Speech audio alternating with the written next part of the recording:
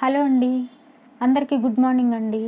ఈరోజు మనం చెప్పుకోబోయే స్టోరీ ఊరగాయ దొంగ. ఒక గ్రామంలో ఒక బడిపంతులు ఉండేవాడు. ఆయన గ్రామంలోని పిల్లలందరికీ చదువు చెప్పేవాడు. గ్రామస్తులు తమకు తోచినది తృణమో ఫణమో ఇస్తూనే ఉండేవారు. కానీ దానితో పంతులు దరిద్రం తీరేది కాదు. ఎందుకంటే ఆయనకు గర్భదారిద్ర్యంతో పాటు గంపెడు పిల్లలు కూడా ఉన్నారు. ఆ ఊరి కరణం కాస్త కలిగినవాడు. బడిపంతులకు ఎన్నో విధాలా సహాయం చేయగలవాడే కానీ కొంచెం కాపీన మనిషి కావడం చేత నోటి మాటలతో మాత్రమే సానుభూతి చూపేవాడు. కరణం గారి తల్లి 80 ఏళ్ల తొత్తు. ఆవిడ కాపీనం వర్ణనాతీతం. ఒక ఏడు కరణం గారింట 2 జాడీల నిండా ఆవకాయ పెట్టుకున్నారు. బడిపంతులు చిన్న గిన్నెడు ఊరగాయ అయినా పెట్టలేకపోయాడు. ఒక జాడీడు ఆవకాయ అయినా ఉంటే ఇంటిల్లిపాదికి కొంతకాలం పాటు అన్నానికి ఆధారము దొరుకుతుంది. అందుచేత పంతులు కరణం గారి ఊరగాయ కాజేయాలని నిర్ణయించుకున్నాడు. ఒకరోజు దీపాలు పెట్టే వేళ కరణం గారింటికి వెళ్ళి అది ఇది మాట్లాడి అందరూ పనుల మీద ఉన్న సమయంలో వెళ్ళి వస్తానని కేక పెట్టి వంట ఇంట్లోకి వెళ్ళి ఊరగాయ జాడి ఎత్తుకొని దొడ్డిదో ఉన్న చీకట్లో పడి తన ఇంటికి వచ్చేశాడు. మర్నాడు పొద్దుటిదాకా కరణం గారింటి వాళ్ళు ఊరగాయ దొంగతనం మాట తెలుసుకోనే లేదు. ఎవరెత్తుకుపోయి ఉంటారా అని కరణం గారు అనుకుంటుంటే ఆయన భార్య, ఇంకెవరు, ఆ దరిద్రుడు పంతులే అయి ఉంటాడు. నిన్న చీకటి పడే వేళ వచ్చాడు. ఆ తర్వాత మన ఇంటికి ఎవరూ రాలేదు కదా అన్నది. చిచి, పాపం పంతులు దొంగతనం చెయ్యడు అన్నాడు కరణం గారు. ఎందుకు చెయ్యడు? దరిద్రం ఏమైనా చేయిస్తుంది. నువ్వు వెంటనే గ్రామాధికారితో చెప్పి పంతులు ఇల్లు సోదా చేయించు. పోయిన జాడి దొరక్కపోతే అప్పుడు అడుగు అన్నది కరణం తల్లి. కరణం అలాంటి పనికి సమ్మతించలేదు. ఒకవేళ పంతులు ఇంట జాడీ దొరికినా తనకు ఊళ్ళో మర్యాద పోతుంది. కరణం గారే నన్ను ఊరగాయ పట్టుకు పొమ్మన్నారు అని పంతులు అన్న పక్షంలో అందరూ నమ్మేస్తారు. ఎందుచేతనంటే పంతులంటే తనకు ఎంతో అభిమానం ఉన్నట్లు ఊరందరికీ కరణం కనబరుస్తూ వస్తున్నారు. పంతులు ఇల్లు సోదా చేయించడం పరువు నష్టం. ఊరగాయ జాడిపోతే పోయిందిలే అన్నాడు కరణం. అదేం మాట, ఇవాళ ఇదయింది, రేపు ఇంకొకటి అవుతుంది. ఈ దొంగతనం ఏదో విధంగా రుజువు చేయాల్సిందే. నేను ఒక ఉపాయం చెబుతాను. మనం నెల రోజుల పాటు తీర్థయాత్రల మీద పోతున్నామని చెప్పి మన భోషాణం పంతులింట ఉంచు. ఆ భోషాణంలో నేను కూర్చుంటా. నువ్వు సాయంత్రం వచ్చి ప్రయాణం మానుకున్నామని చెప్పి భోషాణాన్ని మళ్ళీ ఇంటికి తీసుకురా. ఈ లోపల నేను వాళ్ళ దొంగతనం ఆరా తీస్తా అన్నది కరణం గారి తల్లి.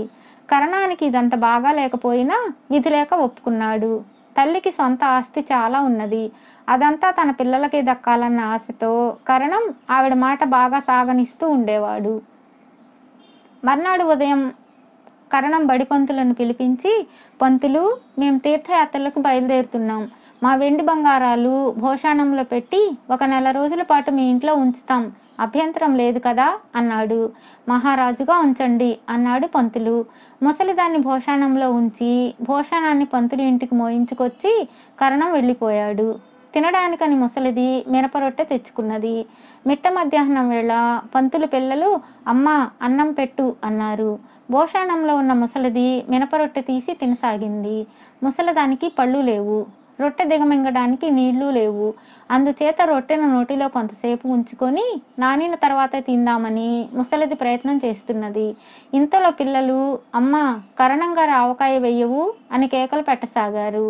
ఆ మాటలు విన్న ఉద్రేకంలో దొరికారర్రా దొంగముండా కొడుకుల్లారా అనుకుని ఆవేశం తెచ్చుకుని కరణం గారి తల్లి తన నోట్లో ఉన్న రొట్టె ముక్కను గొంతులోకి పోనిచ్చింది. అది కాస్త గొంతుకు అడ్డం పడింది. ముసలిదానికి ఊపిరి అందక కొద్దిసేపట్లోనే చచ్చిపోయింది. ఆ సాయంకాలం కరణం గారు పంతుల ఇంటికి మనుషులను పంపాడు. వాళ్ళు వచ్చి పంతులతో కరణం గారు ప్రయాణం మానుకున్నారట, భోషాణం తెమ్మన్నారు అన్నారు. పంతులు పట్టుకుపోమ్మన్నాడు. ఇంటికి చేరిన భోషాణం తలుపు తీసి చూస్తే ముసలిది చచ్చి కొయ్యబారిపోయి కనిపించింది. కరణం గారు కంగారు పడి పంతులకు కబురు చేశాడు. ప్రతిదానికి పంతులు సలహా తీసుకోవడం కరణం గారికి అలవాటు. పంతులు వచ్చాక, చూడు పంతులు, మా అమ్మ అకస్మాత్తుగా చచ్చిపోయింది. ఒక రోగము రొస్టు అయినా లేదు. ఈ సంగతి ఊళ్ళో తెలిస్తే ఆవిడ డబ్బు కోసం నేనే చంపేశానంటారు. ఈ శవం మాయం చేసే ఉపాయం ఏదన్నా నువ్వే చూసి నా పరువు కాపాడాలి. మూడో కంటి వాడికి తెలియకూడదు అన్నాడు. మీరు డబ్బుకు వెనకాడకుండా ఉంటే అంతా సరి అవుతుంది. మీరేమీ భయపడకండి అన్నాడు పంతులు. కరణానికి ధైర్యం వచ్చింది. ఒక 100 రూపాయలు పంతులు చేతిలో పెట్టాడు. పంతులు ముసలిదాని శవాన్ని భుజాన వేసుకుని పైన గుడ్డ కప్పి ఊరికి దూరంగా ఉన్న ఏట్లో పారేద్దామని బయలుదేరాడు. పొరుగురు జమీందారు గారు ఎక్కడి నుండో పొద్దుపోయి తన గుర్రపు బండి మీద స్వగ్రామానికి పోతూ పంతులు నడిచే రహదారి వెంట వస్తున్నారు.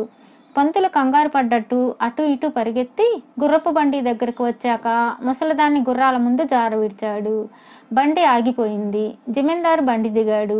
అయ్యో అమ్మా, నీకప్పుడే 100 నిండిపోయాయా అంటూ పంతులు శవం మీద గుడ్డ తీసి శోకాలు ప్రారంభించాడు.